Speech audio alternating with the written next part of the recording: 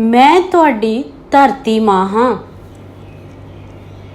ਲਗਭਗ 4-5 ਬਿਲੀਅਨ ਸਾਲਾਂ ਤੋਂ ਵੀ ਵੱਧ ਦੀ ਮੇਰੀ ਉਮਰ ਹੈ। ਸਪਸ਼ਟ ਹੈ ਕਿ ਮੈਨੂੰ ਕਿਸੇ ਇਨਸਾਨ ਦੀ ਲੋੜ ਨਹੀਂ, ਬਲਕਿ ਇਨਸਾਨ ਨੂੰ ਮੇਰੀ ਲੋੜ ਹੈ।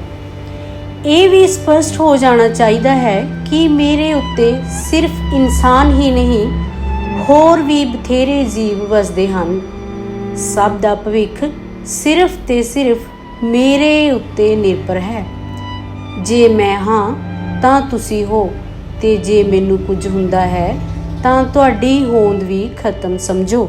ਮੇਰੀ ਛਾਤੀ ਉੱਤੇ ਫਿਰਦੇ ਵੱਡੇ ਵੱਡੇ ਦੈਂਤ ਜੋ ਆਪਣੇ ਆਪ ਨੂੰ ਡਾਇਨਾਸੌਰ ਅਖਵਾਉਂਦੇ ਸਨ, ਮੇਰੀ ਨਿੱਕੀ ਜਿਹੀ ਹਰਕਤ ਨਾਲ ਫਨਾਹ ਹੋ ਗਏ।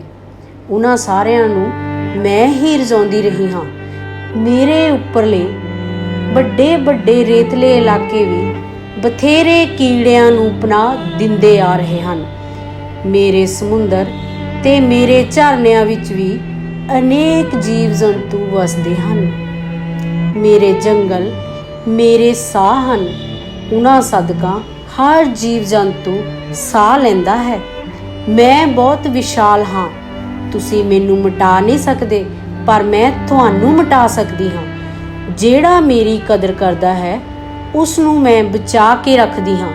ਮੇਰੇ ਜਵਾਲਾਮੁਖੀ ਜਦੋਂ ਚਾਹਣ ਤੁਹਾਡੇ ਇਲਾਕੇ ਤਬਾਹ ਕਰ ਸਕਦੇ ਹਨ।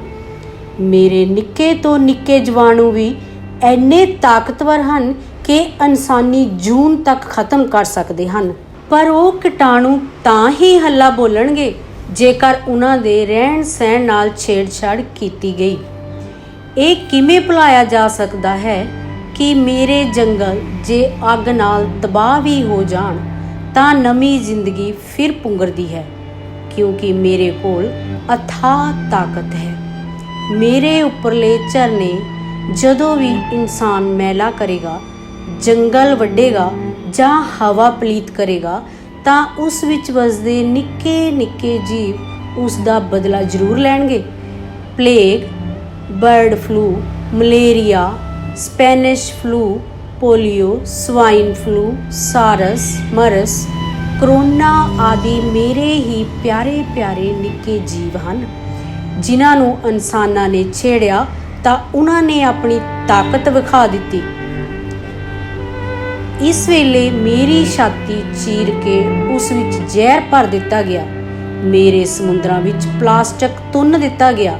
ਫਿਕਰ ਨਾ ਕਰੋ, ਇਹ ਸਭ ਤੁਹਾਨੂੰ ਹੀ ਤਬਾਹ ਕਰਨਗੇ, ਮੈਨੂੰ ਨਹੀਂ, ਕਿਉਂਕਿ ਇਸੇ ਵਿੱਚੋਂ ਪੁੰਗਰਿਆ ਜ਼ਹਿਰ ਤੁਹਾਡੀਆਂ ਨਸਲਾਂ ਤਬਾਹ ਕਰੇਗਾ ਜਾਂ ਕੈਂਸਰ ਨਾਲ ਤੁਹਾਡਾ ਸਭ ਦਾ ਸਰੀਰ ਛਲਣੀ ਕਰ ਦੇਵੇਗਾ। ਮੈਂ ਤਾਂ ਇਹ ਹਿੱਸਾ ਦੁਬਾਰਾ ਹਰਾ ਭਰਾ ਕਰ ਲਵਾਂਗੀ ਤੇ ਮੇਰੇ ਜੀਵ ਪਾਣੀ ਸਾਫ਼ ਕਰ ਲੈਣਗੇ, ਪਰ ਇਨਸਾਨ ਡਾਇਨਾਸੌਰ ਵਾਂਗ ਅਲੋਪ ਹੋ ਜਾਣਗੇ। ਮੈਨੂੰ ਤਾਂ ਹਾਸਾ ਆਉਂਦਾ ਹੈ ਇਨਸਾਨ ਨੂੰ ਕੀੜਿਆਂ ਮਕੌੜਿਆਂ ਵਾਂਗ ਲਗਾਤਾਰ ਇੱਧਰ ਉੱਧਰ ਧੱਕੇ ਖਾਂਦਿਆਂ ਵੇਖ ਕੇ। ਇਹ ਕਦੇ ਟਿੱਕੇ ਨਹੀਂ ਬਹਿੰਦੇ, ਸਾਰੇ ਹੀ ਭੱਜੇ ਫਿਰਦੇ ਹਨ। ਕੋਈ ਜਹਾਜ਼ਾਂ ਉੱਤੇ, ਕੋਈ ਬੇੜੀਆਂ ਉੱਤੇ, ਕੋਈ ਕਾਰਾਂ ਉੱਤੇ, ਬੱਸਾਂ ਸਕੂਟਰਾਂ ਉੱਤੇ ਤੇ ਕੋਈ ਪੈਦਲ ਹੀ ਤੁਰਿਆ ਫਿਰਦਾ ਹੈ। ਸਾਰਾ ਦਿਨ ਗੱਲ ਲੰਮੀ ਉਮਰ ਭੋਗਣ ਦੀ ਕਰਦਾ ਹੈ ਤੇ ਆਪਣੇ ਆਪ ਨੂੰ ਹੀ ਖਤਮ ਕਰਨ ਦੇ ਤਰੀਕੇ ਈਜਾਦ ਕਰ ਰਿਹਾ ਹੈ।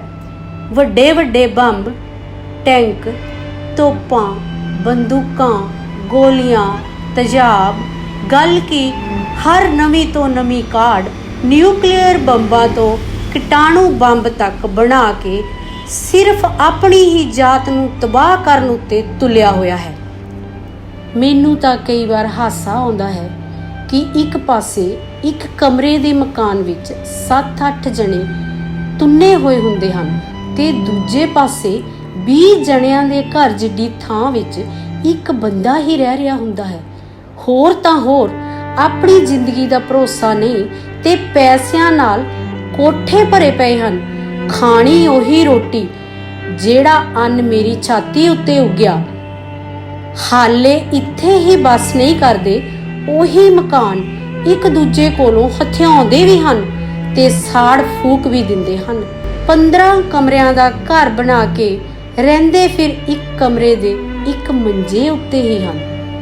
कोई सोने दी प्लेट उत्ते, कोई पित्तल उत्ते खांदा है, पर खांदा तां रोटी ही है। ढिड नूं की पता किहड़ी चीज़ उत्ते धर के रोटी अंदर लंघी, पर फिर भी दिन रात भज नठ करके होर इकट्ठा करन उत्ते लग्या होया है। उदों तां हद ही हो जाती है जदों मेरी छाती उत्ते लकीरां खिंच के उस हिस्से नूं अपनी मालकीयत बना लेंदे हन। फिर उसे वट ते 1 इंच इधर उधर हो जाण उत्ते एक दूजे दा कतल तक कर दिंदे हन।